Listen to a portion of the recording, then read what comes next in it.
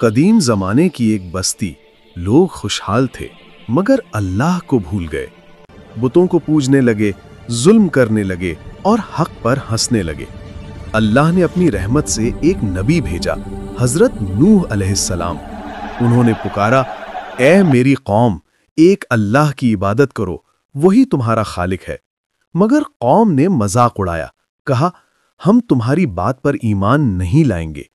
نوح علیہ السلام نے 950 سال تک تبلیغ کی، دن رات سمجھاتے رہے، لیکن چند مومنوں کے سوا کوئی نہ مانا۔ پھر اللہ کا حکم آیا، اے نوح، ایک کشتی بناؤ اور مومنوں کو ساتھ لے لو۔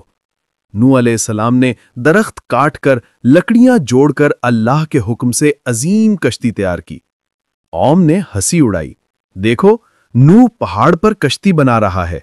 پھر وقت آیا، آسمان سے بارش برسی، زمین سے چشمے پھوٹ پڑے، پہاڑ پانی میں ڈوب گئے، دریا آسمان بن گئے۔